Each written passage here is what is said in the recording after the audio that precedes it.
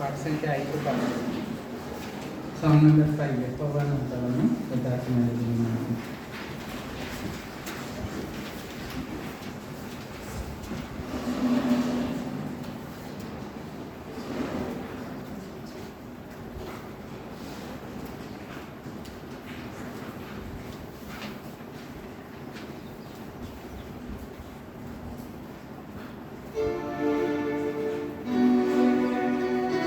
ఒకటి రెండు 6 7 8 పాడు. 1 2 6 7 8.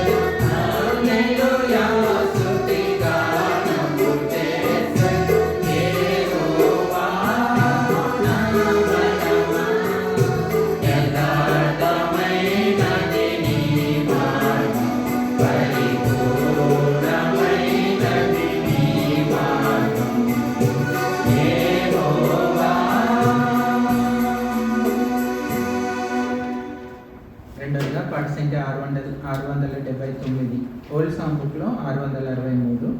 ధన్యుడవు నీవు ధన్యుడవు ఓ ఇశ్రాయేలు బహుధన్యుడవు. కొత్త సాంగ్ బుక్లో 679, 679. ఓల్డ్ సాంగ్ బుక్ అయితే 663.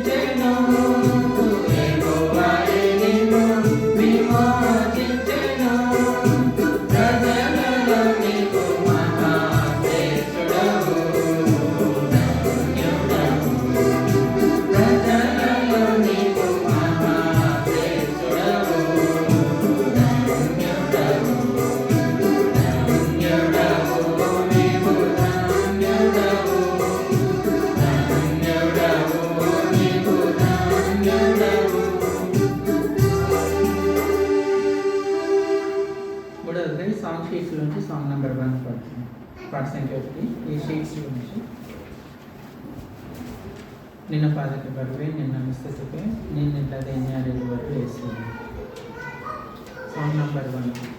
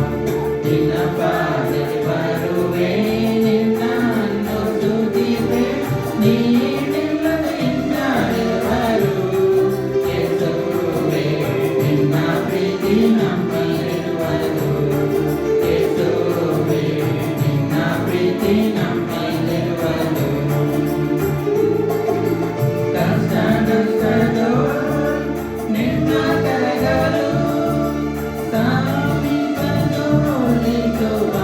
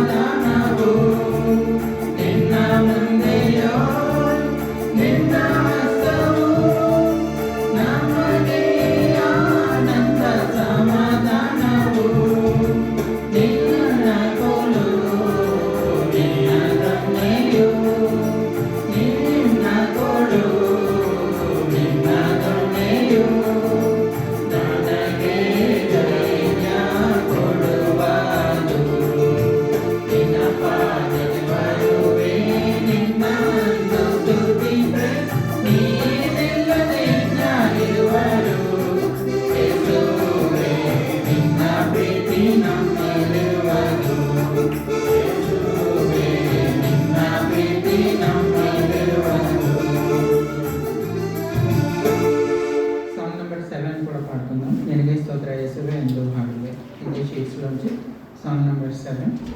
రెండవది పాడేటప్పుడు మనం లేచి నిలబడి పాడుతున్నాం. రెండవ చరణం పాడేటప్పుడు లేచి నిలబడి పాడుతున్నాము.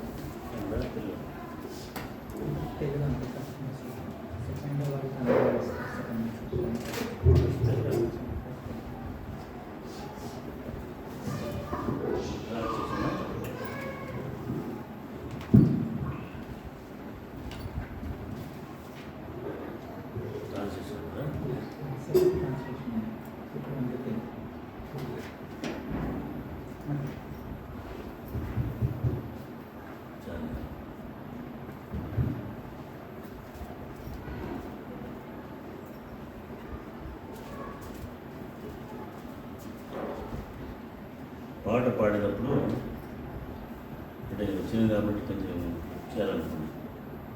ఆ ఇండెక్స్ చూడండి, బిగినింగ్ ఇండెక్స్ ఏముంది తీయండి. సాంగ్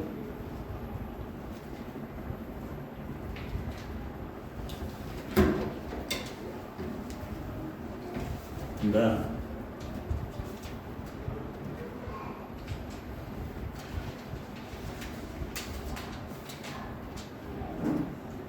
ఫస్ట్ ఏముంది చదువు. ఇండెక్స్ ఫస్ట్ ఏముంది? కీర్తనలు కదా. ఏముంది తర్వాత? తర్వాత తర్వాత ఆరాధన టైంలో ఈ 4లోనే పాడాలి. ఇప్పుడు ధన్యుడవు ధన్యుడు అనే పాట వచ్చేసి it is a hope, song of hope. అంటే ఒక మనిషి ఇక్కడ వెళ్ళేటప్పుడు నిరీక్షణ కలిగి వెళుతున్నాడు అనేటువంటి దాని సూచన పాట. అర్థమైందా? అందుకే ఒక పాట కీర్తనలో పాడండి, రెండవది ఆరాధన పాడండి, మూడవది స్తుతి పాడండి. అర్థమైందా? అది కంప్లీట్గా వర్షిప్ అన్నమాట, ఆరాధన. అర్థమైందా? తర్వాత కన్నడ సాంగ్ సీట్ చేశారు కదా, దీంట్లో ప్రతిదానికి కూడా బైబిల్ వాక్యం ఉండాలి. నిన్న పాదకి బరువే ఎక్కడుందన్నమాట, అది కమ్ టు దై ఫీట్ అని కదా, ఎక్కడుంది ఆ వచనం? ఇక్కడ వాక్యం రావాలి. నిన్నంత దేవుడు ఆడిల్ల ఎక్కడుందన్నమాట, ఆ వాక్యం ఇక్కడ రాయాలి, వచనం. అర్థమైందా? మీకు పరీక్ష అది, నేను పన్నెల్లి నిలబడి పాడుతున్నారు.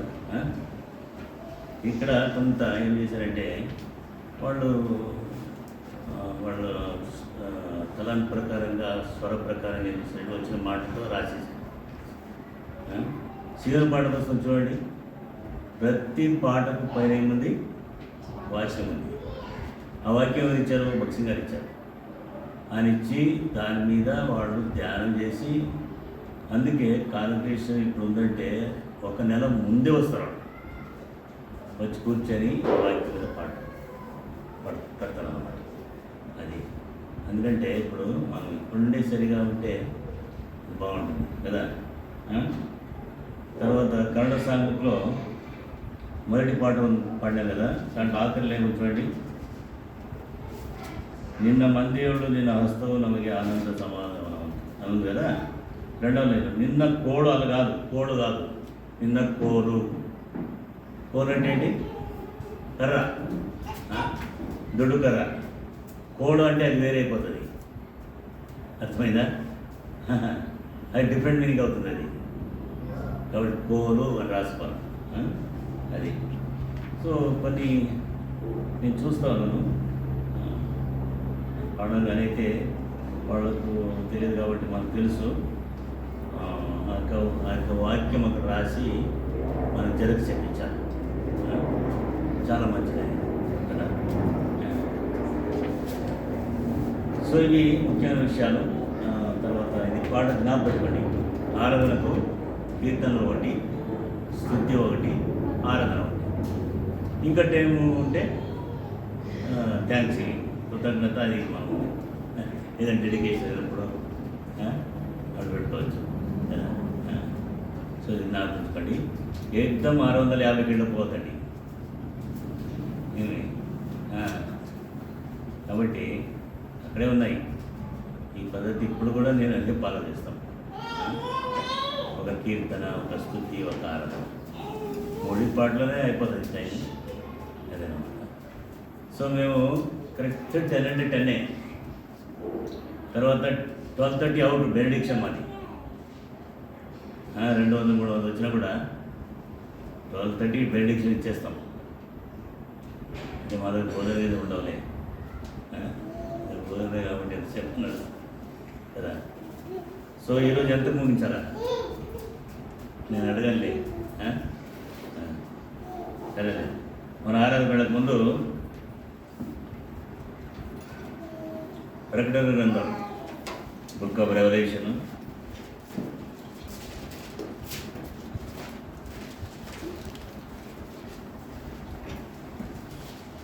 First chapter. ప్రకటన మొదటి అధ్యాయం.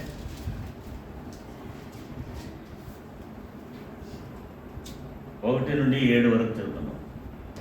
1 to 7. Revolution first chapter 1 to 7. యేసుక్రీస్తు తన దాసులకు కనుపరచుటకు దేవుడు ఆయనకు అనుగ్రహించిన ప్రత్యక్షత. ఈ సంగతులు త్వరలో సంభవించున్నవి. ఆయన తన దూత ద్వారా వర్తమానం పంపి తన దాసుడైన యోహానుకు వాటిని సూచించెను.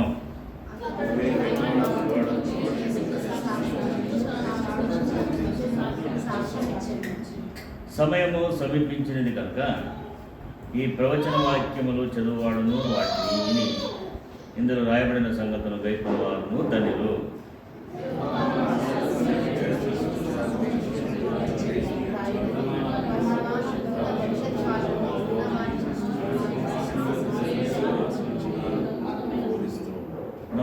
సాక్షియు, మృతులలో నుండి ఆది సంభూతుడుగా లేచిన వాడును, భూపతులకు అధిపతినైన యేసుక్రీస్తు నుండి కృపా సమాధానం మీకు కలుగునుగాక.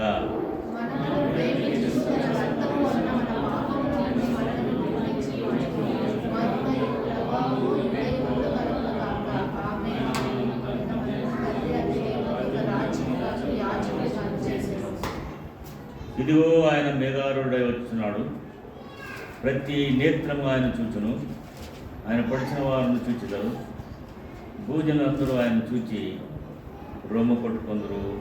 అవును, ఆమేన్. తర్వాత రెండవ భాగం కొలస్సీలకు రాసిన పత్రిక, కొలస్సియన్స్ ఫస్ట్ చాప్టర్, మొదటి అధ్యాయం.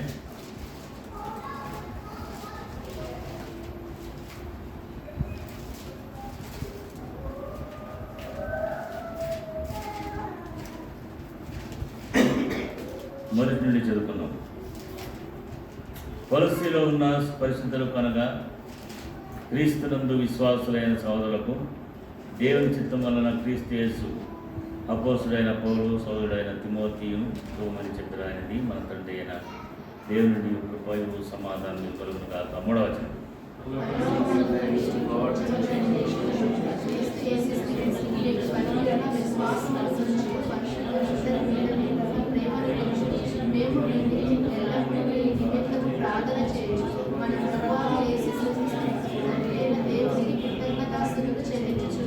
మీ యొద్దకు చిన్న సువార్త సత్యమును గూర్చిన బోధనను మీ నిరీక్షణ గురించి మీరు ఇంతకు ముందు వింటిరి.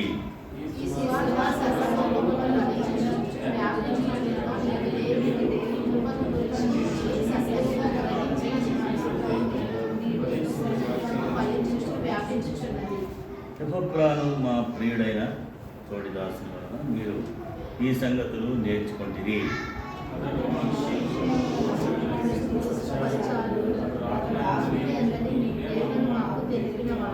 అందుచేత ఈ సంగతి విని నాటి నుండి మేమును మీ నిమిత్తము ప్రార్థన చేయటం మానక, మీరు సంపూర్ణ జ్ఞానమును ఆత్మ సంబంధమైన వివేకమును గలవారును ఆయన చిత్తమును పూర్ణముగా గ్రహించేవారినై ప్రతి సత్కార్యములో సఫలవుతూ దేవుని విషయమైన జ్ఞానం ముందు అభివృద్ధి పొందుతూ అన్ని విషయములను ప్రభువును సంతోషపెట్టినట్లు ఆయనకు తగినట్టుగా నడుచుకోవాలని ఆనందముతో కూడిన పూర్ణమైన ఓర్పు దీర్ఘశాంతం కనపరచట్లు ఆయన మహిమా శక్తిని బట్టి సంపూర్ణ బలముతో బలపరచబడాలని తేజోవాసులైన పరిశుద్ధుల స్వాస్థ్యంలో పాలువరకు మనను పాత్రగా చేసిన తండ్రికి మీరు కృతజ్ఞతాస్తులు చెల్లించాలని దేవుని బతిమాలుకుంటున్నాను.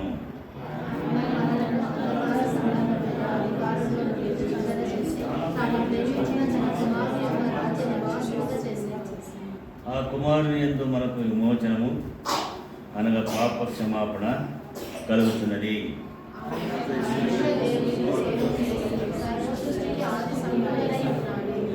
ఏదైనా ఆకాశం ముందు ఉన్నవి, భూమి మీద ఉన్నవి, దృష్టమైనవి, అదృష్టమైనవి, అవి సింహాసనములను, ప్రభుత్వములను, ప్రధానులను, అధికారులను సర్వము ఆయన యందు సృష్టింపబడెను, సర్వము ఆయన ద్వారము ఆయన బట్టి సృష్టింపబడెను.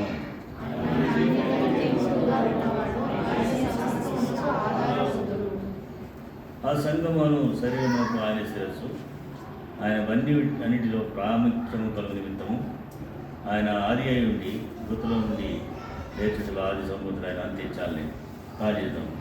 పరిశుద్ధమైన తండ్రి, ఘనమైన దేవానికి స్తోత్రాలు.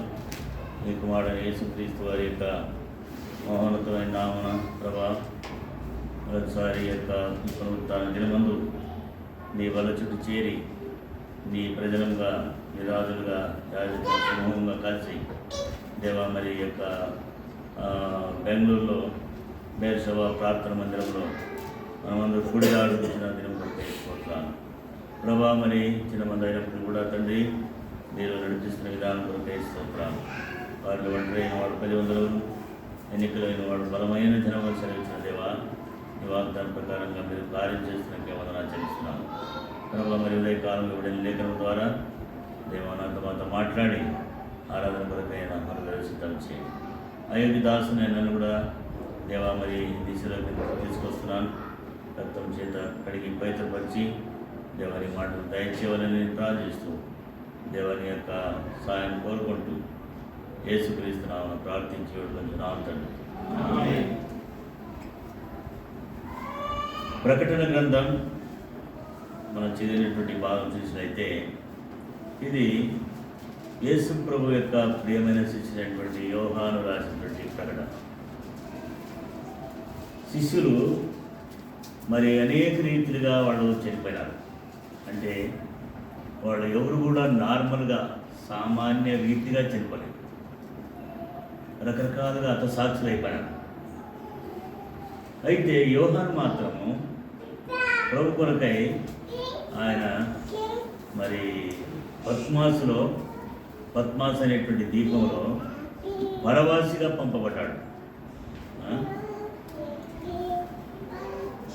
పరవాసిగా పంపబడ్డాడు. సో పంపబడిన తర్వాత ఆ దీపంలోనే ఆయనకు కొంచెము అన్నము తర్వాత పెట్టి దినము వాళ్ళు పోషించేటువంటి వారు అన్నమాట. అర్థమైందా? సో అటువంటి పరిస్థితిలో మరి దేవుడు తన యొక్క అంత్య దినములు జరిగేటువంటి ప్రత్యక్షతను మరి సూచనలు, ఈవెంట్స్, సంఘటనలు ఆయనకు దేవుడు బయలుపరిచాడు. అందుకే ఇక్కడ ఈ యొక్క ప్రకటన గ్రంథంలో మనం చూస్తున్నాం ఏమంటారంటే, చూడండి ప్రకటన మొదటి అధ్యాయం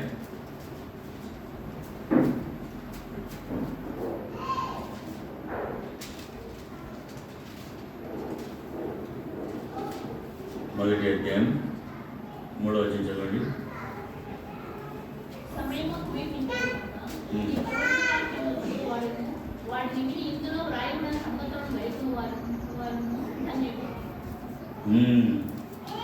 ఏమంటారు? సమయము సమీపించినది కనుక ఈ ప్రవచన వాక్యమును చదువువాడును, రెండవదిగా వాటిని వినువాడు, తర్వాత మూడవదిగా గైకొనువారు ధన్యులు.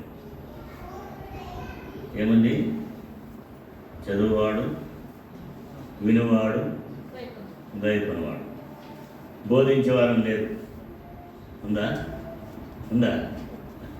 సాక్ష్యం ఇచ్చేవారం ఉందా? లేదు. అయితే మనం దేవుని యొక్క వాక్యము ఎంత చదువుతామో అంత విషయాలు పరిశుద్ధాత్మ దేవుడు మనకు బయటపరుస్తాడు.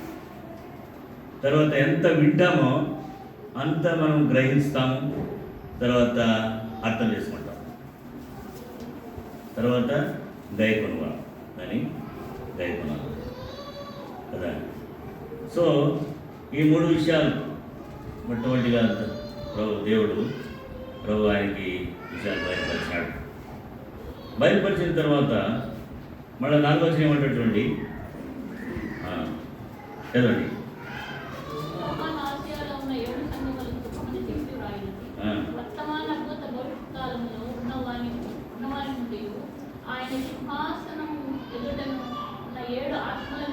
అంతే, ఇక్కడ చూడండి. ఆసియాలో ఉన్న 7 సంఘములకు సోమని చెప్పి రాయినది అంటాడు. సో ఏషియా మైనర్, ఆసియా కాలం ఉండేటువంటి 7 సంఘాలు. సో ఆ సంఘాలకు మరి ఉండేటువంటి మరి పరిస్థితులకు సోమని చెప్పి రాస్తా ఉన్నాడు. వందనాలు చెప్తున్నాడు, గ్రీటింగ్స్ చెప్తున్నాడు, శుభాశయాలు చెప్తున్నాడు, చెప్పి రాస్తున్నాడు అనమాట. ఏమంటాడు ఇక్కడ? వర్తమాన భూత భవిష్యత్ కాలంలో ఉన్నవాడును వారి ఆయన సింహాసనం ఉన్న 7 ఆత్మల నుండి అంటాడు కదా. సో 7 సంఘములు, తర్వాత 7 ఆత్మలు ఇక్కడ. అర్థమైందా? సో 7 సంఘాలు 7 ఆత్మలతో దేవుని ఆత్మతో సత్యముతో ఆరాధించేటువంటి సంఘాలు 7 సంఘాలు కదా. అది 2-3 అధ్యాయాలు మనం చూస్తున్నాం 7 సంఘాల గురించి. సో ఆ రీతిగా ఇక్కడ చూస్తే ఏమంటాడు ఆయన 5వ వచనంలో, నమ్మకమైన సాక్షి. నమ్మకమైనటువంటి సాక్షి ఎవరు? ఎవరు చెప్పండి, ఎవరు?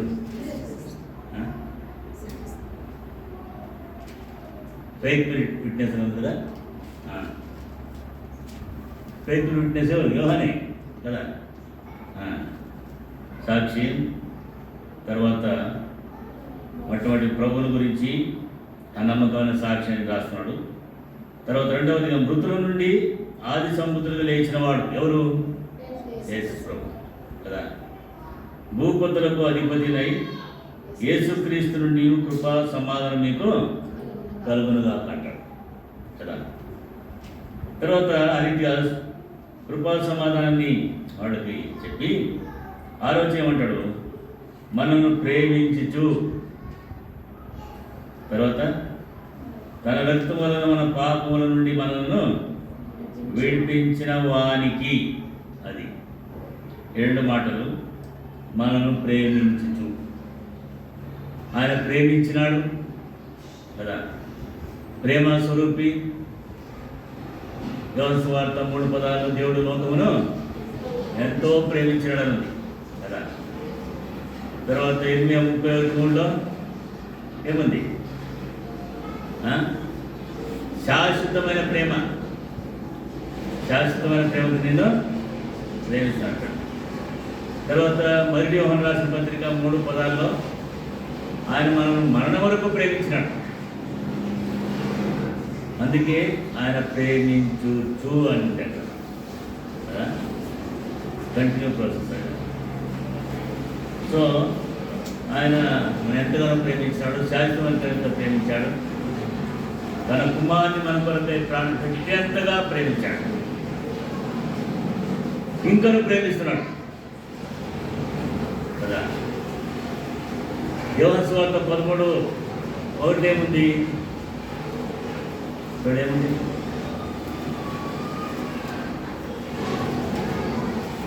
త్వరగా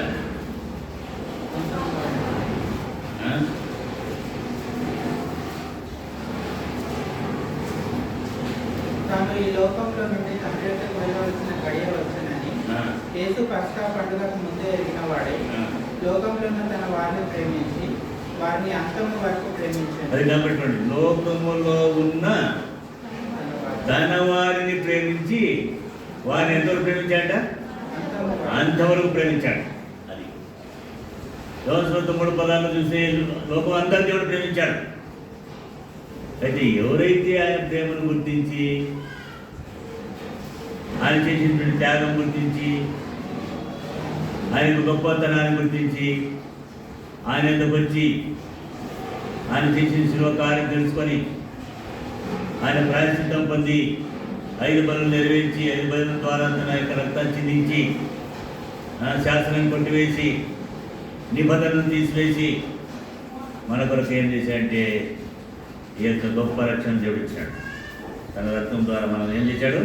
విమోచించాడు కదా. విమోచించి తన ప్రజలుగా దేవుడు చేసుకున్నాడు.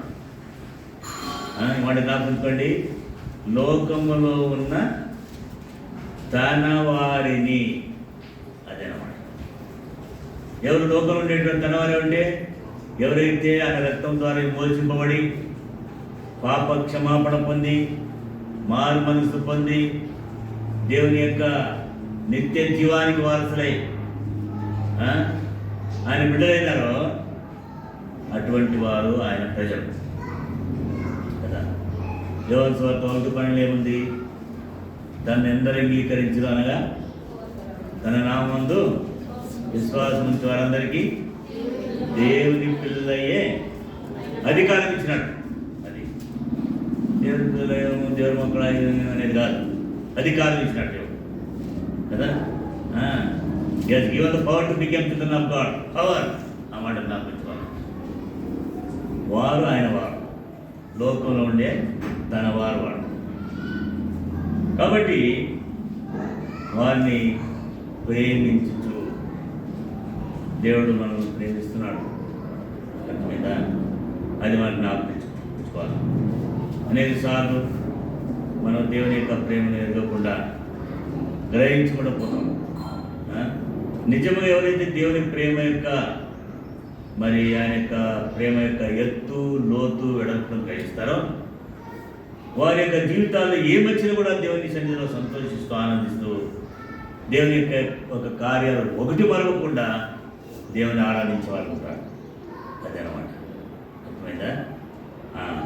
పరిగణన ఒకటే అధ్యాయం చదవండి 5వ వచనంలో.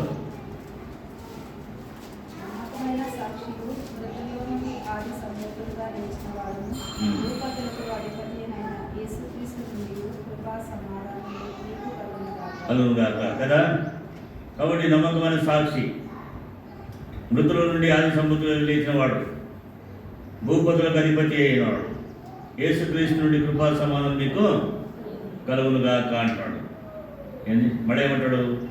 మనల్ని ప్రేమించుచు తన రక్తం వలన మన పాపముల నుండి మనలను విడిపించిన వానికి. మనం ప్రేమిస్తే ఏం చేశాడు? మనం ఆ రక్తం ద్వారా మనను ఏం చేశాడు? విడిపించాడు. మన పాపను విడిపించాడు కదా.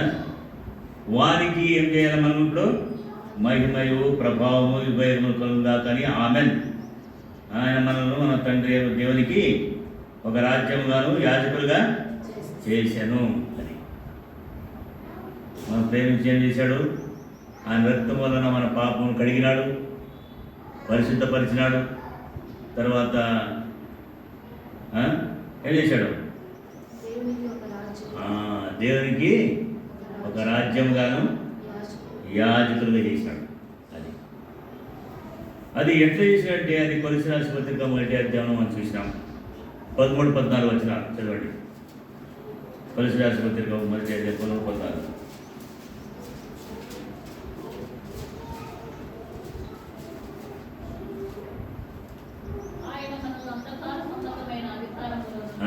అది అంధకార సంబంధమైన అధికారముల నుండి విడుదల చేసి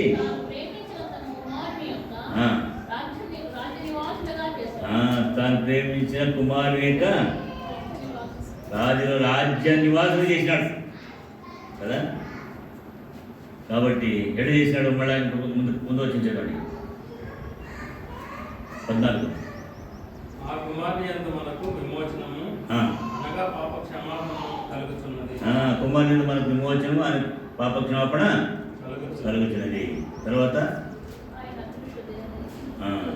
సరే, అవి మనం ముందు చూస్తాం. ఆయన యొక్క గొప్పతన సార్వభౌమత్వాన్ని మనం చూస్తాం అక్కడ. కాబట్టి ఆయన మనల్ని ఎక్కడ ఏం చేశాడు? అంధకార రాజ్యం నుండి విడుదల చేశాడు. అర్థమైందా?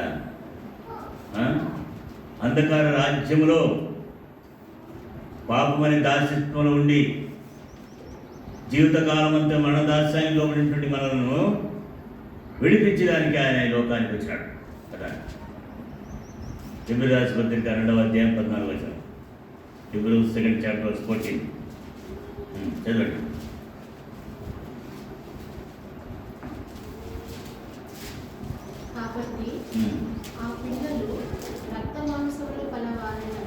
ఏ పిల్లలు? మానవులందరూ ఆయన రక్త మాంసం కలిగిన వారం. ఎందుకు? ఆయన సారూప్యంలో మనల్ని దేవుడు సృష్టించాడు కాబట్టి, ఆయన సృష్టి కాబట్టి, ఆయన సారూప్యంలో ఉండేవారు కాబట్టి కలిగినందున చదవండి. ఆ ప్రకారమే మరణము యొక్క బలము గలవాని అనగా అపవాదిని మరణము ద్వారా నశింపజేయుటకును జీవితకాలమంతయు మరణ భయం చేత దాస్యమునకు లోబడిన వారిని విడిపించుటకు ఆయన కూడా మన రక్తమాంసంలో పాలివాడాయను. మన రక్తమాంసంలో పాలివాడాయను కదా. దేవుని యొక్క మన యొక్క త్యాగం ఇది గ్రేట్ సాక్రిఫైసల్ లైఫ్, సమర్పణ పెట్టి జీవితం కదా. ఎటువంటి త్యాగం చేశాడు? మన పాపం పరిహారం కావాలంటే ఏం కావాలా? రక్తం కావాలి కదా. రక్తం చిందింపబడకుండా పాపక్షమాపణ లేదు కదా. అందుబట్టి ఆ రక్తం చిందించడానికి లేవి కాండంలో మోషే ద్వారా దేవుడు ఆజ్ఞ ఇచ్చాడు. ఏమని? మీరు 5 బలులు చేయాలి. 5 బలులు ఏంటి?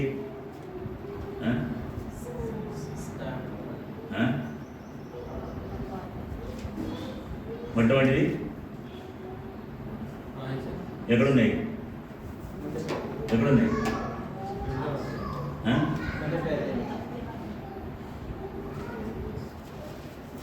లేవులకు రాసిన పత్రిక గ్రంథము 1వ అధ్యాయం, 2వ అధ్యాయం, 3వ అధ్యాయం, 5వ, 6వ అధ్యాయంలో అక్కడ 5 బలులు తర్వాత దాని యొక్క ఎక్స్ప్లెనేషన్ ఇవన్నీ కూడా ఇక్కడ రాశాడు.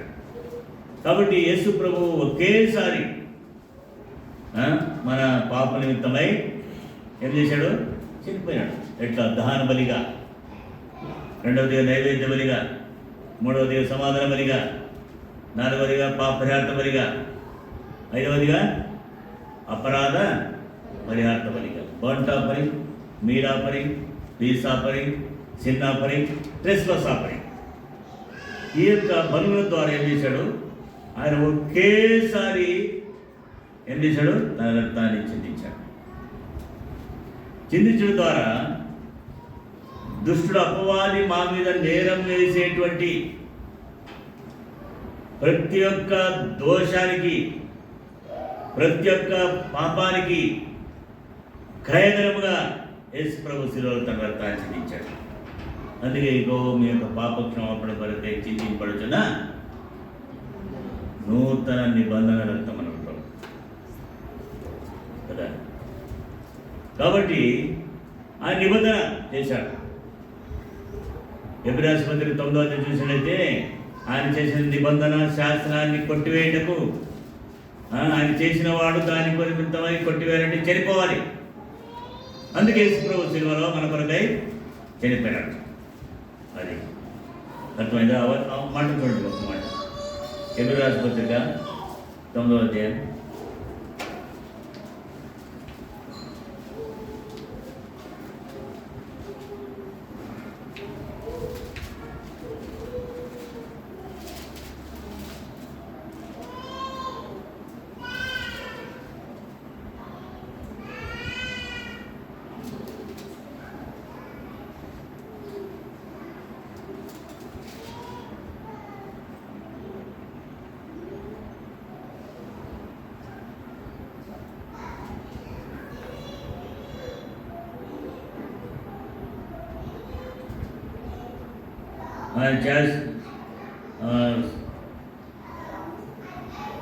ఆయన శాస్త్రము, ఆ నిబంధన, ఆయన చిందించిన రక్తాన్ని బట్టి అవి కొట్టివేయబడ్డాయి.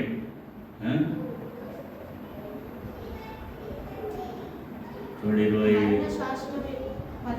అదే ఎంత మరణ శాసనం ఎక్కడ ఉందో అక్కడ మరణ శాసనము రాయినది మరణము అవశ్యం. ఆ శాసనము రాయివాడు మరణము పొందితేనే అది ఆ శాసనం రాయనివాడు మరణము పొందితేనే, మరణం పొందితేనే అది చెల్లదు.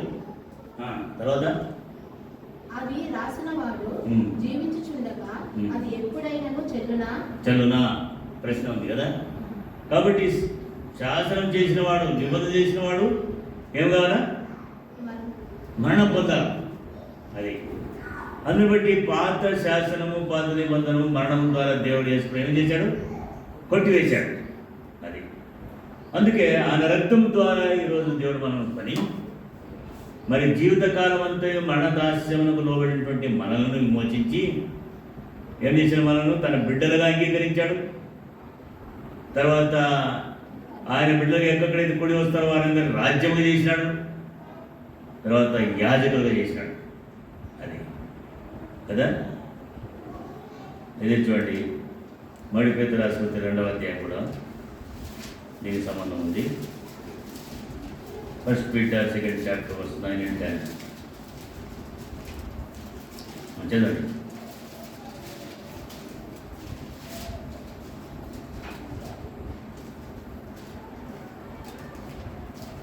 అయితే మీరు చీకటిలో ఉండి ఆశ్చర్యకరమైన తన వెలుగులోనికి మిమ్మల్ని చీకటిలో ఉండి ఇప్పుడు ఏమైనాడు?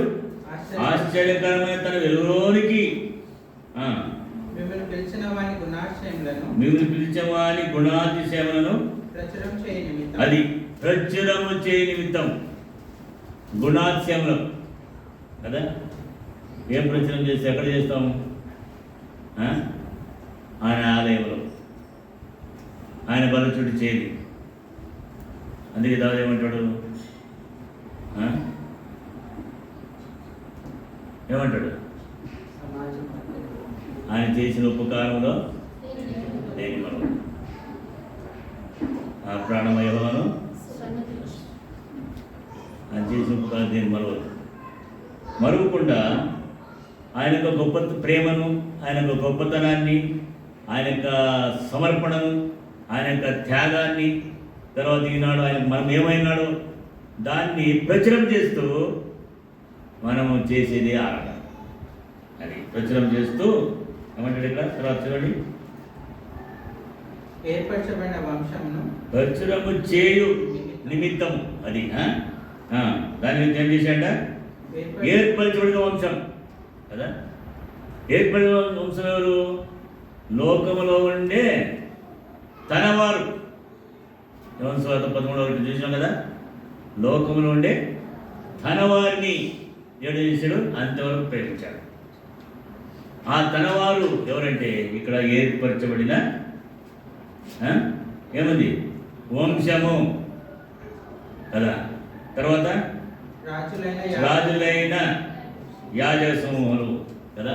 రాజులు తర్వాత యాజక సమూహం, అదనమాట. ఏర్పరచబడిన వంశము, రాజులు, తర్వాత యాజక సమూహం కదా. సో ఆ రీతిగా ప్రభు ఏం చేశాడు? మనల్ని సమూహ చేసి పరిశుద్ధ జనమును, దేవుని సొత్తైన ప్రజలు, ఏర్పడిన వంశము, తర్వాత రాజులు, యాజకులు. ఎవరోళ్ళు? ఎవరోళ్ళు? పరిశుద్ధమైనటువంటి వారు. నేను పరిశుద్ధం కాబట్టి మీరు కూడా పరిశుద్ధంగా ఉండండి. పరిశుద్ధ అలంకారంతో దేవుడు ఏం చేయాలి? ఆరాధన చేయాలి. మన పరిశుద్ధం ద బ్యూటీ ఆఫ్ హోలీనెస్ కదా. క్రైస్తవ జీవితానికి, సంఘ జీవితానికి, సేవ జీవితానికి పరిశుద్ధతే అలంకారం. అర్థమైందా? కాబట్టి అలంకారం అనేటువంటి స్వరూపముతో యాజకులుగా, తర్వాత రాజులుగా, ఆయన వంశముగా దేవుని స్తుతించేవాడు ఉన్నారు. తర్వాత ఏమంటాడు? దేవుని సొత్తైన ప్రజలే ఉన్నారు. కాబట్టి ఇప్పుడు ఆయన సొత్తు మనం కదా, ఆయన వారం. అందుకే 30వ వచనం ఉంటాడు. ఒకప్పుడు ప్రజగా ఉండక, ఒకప్పుడు ఏ ప్రజలు ఉన్నాము? సాతాను యొక్క ప్రజలు, అపాధి యొక్క వంశం కదా. అటువంటి వారిని మనల్ని దేవుడు ఏం చేశాడు? ఇప్పుడు దేవుని ప్రజలైతే అంటాడు. ఒకప్పుడు కనికరింపబడక ఇప్పుడు కనికరింపబడి తిరిగి కదా. ఒకప్పుడు దేవుని ప్రజలు కాదు కదా, ఆయన వంశం కాదు, ఆయన రాజులు కాదు, యాజకులు కాదు. ఇప్పుడు దేవుని ప్రజలై ఉన్నాం, దేవుని రాజులై ఉన్నాం, దేవుని యొక్క యాజకులుగా ఉంటున్నాం, ఆయన జనాంగం ఉంటున్నాం. ఇది దేవుడు చేసినటువంటి గొప్ప రక్షణ యొక్క గొప్పతనం. ఇది the greatness of great salvation. ఇటువంటి గొప్ప రక్షణ దేవుడు మనకి ఇచ్చినాడు. కాబట్టి మరి అందుకే ఇక్కడ ప్రకటన 1వ అధ్యాయం ఏమంటాడు? 1వ అధ్యాయంలో